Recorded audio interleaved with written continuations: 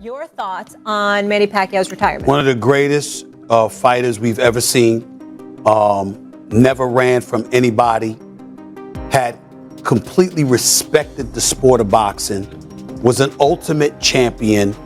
And I have to tell you, one of the nicest human beings you'll ever meet on the planet Earth. I love Mayweather. I think Manny Pacquiao won Mayweather today.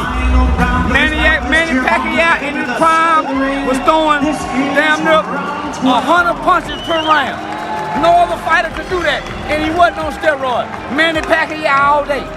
I might not be as fast as I was when I was 30, but I'm still fast enough to break your nose or do some damage to you. Yeah, and for Manny, it wasn't so much the power, it was the speed and the accuracy and the 2 or 3 punches in a row that just... Why Pacquiao would annihilate Mayweather in a rematch is explained by Stephen A. Smith. He refers to Manny. Pacquiao is the ultimate boxing champion and a legend who has gained respect since the start of his career. Pacquiao's technique, speed, and power particularly impressed Smith, who said that even at 46, these attributes are still evident. He thinks that Pacquiao is more dangerous than ever right now and would defeat Mayweather in a rematch. Your thoughts on Manny Pacquiao's retirement? One of the greatest fighters we've ever seen. Never ran from anybody. Had completely respected the sport of boxing. Was an ultimate champion. And I have to tell you, one of the nicest human beings you'll ever meet on the planet Earth.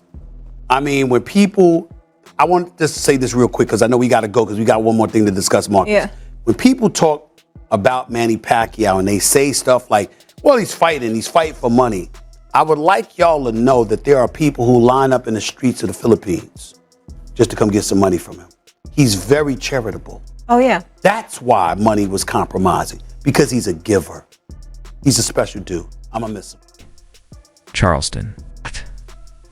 When talking about the long-standing animosity between Floyd Mayweather and Manny Pacquiao, White didn't mince words. He maintained that Floyd refrained from facing Pacquiao in his prime out of fear rather than strategy. White underlined Pacquiao's destructiveness at his prime. He was a nightmare due to his quick combinations, in-and-out movement, and unadulterated determination. Many saw Floyd's accusations, which included claims of steroid use, as a means of postponing the inevitable confrontation.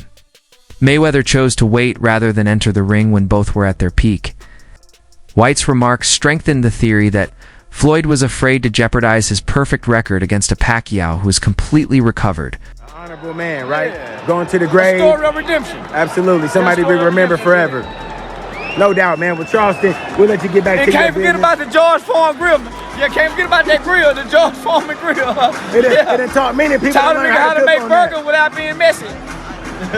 Definitely an important thing, that George Foreman grill, bro. Without question, man. What's your best memory of Manny Pacquiao? Watching Manny fight over the years, what was your best memory of him? I love Mayweather. But Mayweather avoided him for all those years, accusing him of being on steroids, and he never tested positive for steroids. He was like a machine. Yeah, homie. So if I'm not mistaken, he was one of the only fighters, homie, that threw over 100-something plus rounds, punches per round. So he was like a machine, homie, hard to beat. The age has always been a point of debate in boxing, and in the case of Pacquiao and Mayweather, it's especially relevant. Many dismissed any talk of a rematch, believing time had passed both fighters by. But Pacquiao's recent fight with Mario Barrios changed that. His movement, reaction time, and conditioning stunned critics. Suddenly, the idea of Floyd stepping back into the ring against this version of Manny didn't seem so far-fetched. Instead of watching two faded champions, fans are now curious whether Mayweather would risk facing an older but still dangerous Pacquiao. The pressure is slowly building again. So now the question hanging in the air like a jab, what's next for the Pac-Man? There's a growing chant for a Floyd rematch. And you know what? I wouldn't hate it. Two legends, both past their peak, but still dangerous, still proud, still built for the lights. Only thing is, after what Manny just showed, not sure Floyd wants that smoke. However, Since Pacquiao returned to the sport, he hasn't been shy about calling for another fight with Mayweather. In every interview and public appearance, he's reminded the world that he's ready.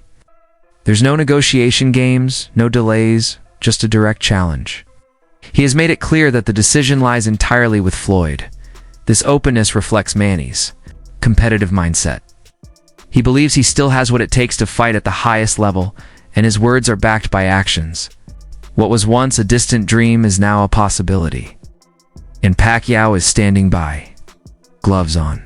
The boxing world is buzzing with excitement as Manny Pacquiao gears up for his showdown with WBC welterweight champ Mario Barrios. But that's not all. There's talk of a potential rematch with Floyd Mayweather. Pacquiao's not holding back, saying Mayweather's been ducking him. He wants a real fight, not just an exhibition. Can you imagine the hype if this happens? It could be worth billions. But first, Pac-Man's got to handle business this Saturday. If he wins, will it force Mayweather to step up, or will Barrios spoil the party? One thing's for sure, the line of fighters wanting a piece of Pacquiao will be long if he comes out on top. Stay tuned, because this story is far from over. Boxing trainer Abel Sanchez offered a technical perspective on why Pacquiao remains so effective. He explained that Manny's dominance doesn't come from sheer force, but from his ability to land clean, precise shots with incredible speed. Even after a 4-year break, Pacquiao returned with timing and rhythm that impressed even seasoned coaches. Sanchez noted that Manny's fitness and hand-eye coordination hadn't declined with age.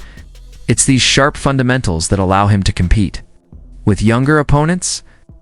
While most fighters fade, Pacquiao's style is built to last. And Sanchez's analysis only reinforces the belief that he's still elite.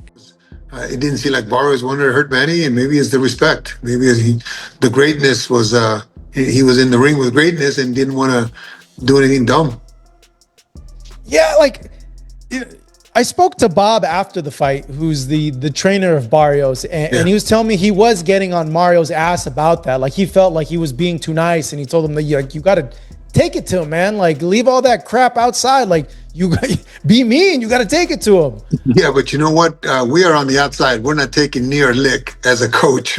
Yeah. He's in there with a great legend, and he's in there with somebody that can punch and somebody that can fight. So his mentality and his sentiment and what he sees there is a hell of a lot different than what we see on the outside. All we can do is try to encourage our guys, but we're not taking any punches.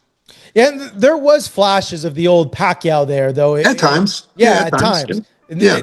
Obviously not like before, but, his patent jab straight and then come up top was there. It landed a few times. In the first round, he landed a straight like almost right away. I felt to kind of show Mario like, hey, I might not be as fast as I was when I was 30, but I'm still fast enough to break your nose or do some damage to you. Yeah, and for Manny, it wasn't so much the power; it was the speed and the accuracy and the 2 or 3 punches in a row that put you in trouble. So maybe Barrios was not going to have any of that. Who knows? But again, it didn't look like the kind of fight that puts people on the edge of the seats. Just covering Pacquiao's career for as long as I have, there was a few things that I noticed. Like, I felt like at times, and maybe this will get better now that he's, doing he said that he's going to come back, that he's eyeing maybe October, November this year to come back again in another fight. He's more consistent. I know when you're older, it's like the old saying, like, you got to use it so you don't lose it, Right. Despite not getting the official victory against Barrios, Manny's performance was enough to spark serious discussions about his capabilities. Many fans and analysts believe the judges got it wrong, and Pacquiao deserved the win. More importantly, his display reignited the argument that he could still defeat Mayweather. The belt wasn't the focus anymore. It was the eye test. Manny looked faster, smarter, and more driven. The question is no longer about age, but about ability. This version of Pacquiao has shown enough to convince many that a rematch isn't just possible. It's winnable. This whole Barrios and Manny thing, y'all don't see what the bigger picture is? Y'all don't think we're going to get a Mayweather Part 2 coming soon? Y'all don't think so? Because you do know Barrios is the ultimate company man. Oh. Mayweather Pac 2? Yeah, I don't see that. I'm more on the Tank. I'm not saying you're wrong. I'm just saying I think that Tank gets the fight. That's what I've been saying. I said I'm going to stand on it that if Manny Pacquiao pulls this off and gets that belt, Floyd Mayweather's coming out of retirement. Not all reactions have been supportive of a rematch. There's a large portion of the boxing community that cherishes both men and would prefer their legacies remain untouched. Watching two aging greats go to war again might feel bittersweet. For these fans, seeing their fighter lose would tarnish the perfect memory of their prime years. Nostalgia plays a powerful role in sports, and the thought of one legend defeating the other in a final showdown is hard to stomach. To some, preserving history is more important than creating new drama. Nobody wants to see a Pacquiao versus Mayweather 2. The first fight was a decade ago, and it took too long to happen. And now they both, it's just like, come on, bro. We just trying to squeeze the life out of boxing, for real. Y'all want to watch two senior citizens spar? Because they both pushing 50. And the thing that will make it the most disappointing to me is that we should have had this when they were in their primes. And the fact that if they're trying to fight now, it's just a money grab. They just know they can both get a nice check from it. And why not? That would be the only reason, because they pushed this off so many times. A lot of y'all wasn't alive back then. Y'all wasn't outside. This was the discussion in boxing for a good 6-year stretch. Is when would Floyd Mayweather fight Manny Pacquiao? Is Pacquiao juiced? Floyd's ducking everybody who's actually good. He doesn't want to fight anybody in their prime. This was the talk about. This was the boxing talk for almost a decade, and the fact that they would come back and do it now, it makes me so mad, because I already know people would watch. It would get the views, but it's just going to be disappointing because the first fight was disappointing. Roy Jones Jr., a legend himself, sparked conversation by omitting Mayweather from his top list of all-time greats. His reasoning wasn't about Floyd's record, it was about the quality of competition. Jones believes that Mayweather often avoided the toughest opponents during their peak, while Floyd's resume includes big names. Many of them were either past their best or not considered serious threats when they fought him. This critique adds weight to the argument that Floyd's legacy might not be as untouchable as some believe, especially when compared to fighters like Pacquiao, who consistently chase the hardest challenges. Roy Jones Jr. says Floyd Mayweather isn't in his top 5 boxers of all time because Floyd never fought a boxer that was his equal, and reveals he's still open to fighting Floyd in a boxing match. Look, man, Roy, you sounding real desperate, dog. Because Floyd didn't have Ali as his #1 fighter of all time. I hope you guys understand. This all stems from Floyd saying Ali wasn't the GOAT. Relax, Roy. We get it. You just overwhelmingly love Muhammad Ali for some reason. I don't care if you got Floyd top 5 or not. Floyd's my #2. I feel like if he's not top 5, your list is already trash. But all I know is he's way above Roy Jones Jr.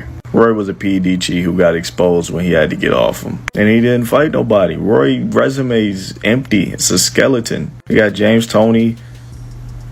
Outside of that, it's nobody legendary on his resume outside of Toney that I could think of. Roy was a great fighter, one of the highest peaks in modern boxing history for sure. But the guy, at the end of the day, he didn't fight nobody. I'm cool with Roy saying Floyd ain't top 5, but as long as he don't got himself in that top 5, we all good. You guys let me know how y'all feel about this. I think Roy Jones looks really desperate. I think he really is seeking attention from Floyd. It's getting really bad. The journey to their 2015 bout was filled with missed opportunities and bitter accusations.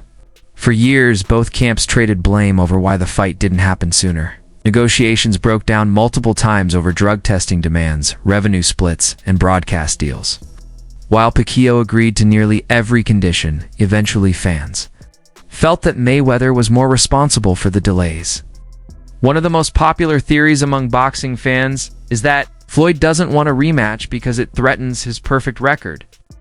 Biggest fight in boxing. I do think that Pacquiao was willing to face Mayweather in this situation. He just didn't want to agree to those stipulations. And if the stipulations aren't too ridiculous, I think it is ducking. Pacquiao would then face Joshua Clottey instead on the 13th, and Floyd would go on to face Shane Mosley. Pacquiao beats Clottey by decision, and Floyd beats Mosley by decision. Half a year after the initial negotiations fell through, Pacquiao takes a U-turn and actually agrees on the 14-day blood testing. With the new stipulations, Team Pacquiao had a new offer to offer Team Mayweather. And the way they saw it, if there was no testing dispute, Floyd should be eager to take the fight. So Floyd was given a deadline to accept the deal. Top Rank was very public about this and even gave a countdown on their public website. However, one thing that needs to be considered in this situation is that Bob Arum never disclosed the actual conditions of the contracts. My eyes keep telling me Wait, does Manny look like a steroid creation? Does he look like some mini Schwarzenegger? Well, I can give you any other thing that steroid can do, but not natural hand quickness. So if you're right about how Floyd Mayweather is the greatest defensive tactician in the history of boxing, what should he care about how ripped or big the head is of Manny Pacquiao? Pretty boy Floyd is worried that for the first time in his career, he is going to get hit and hit and hit. He's going to get cut. He's going to get hurt. He is scared to Pacquiao!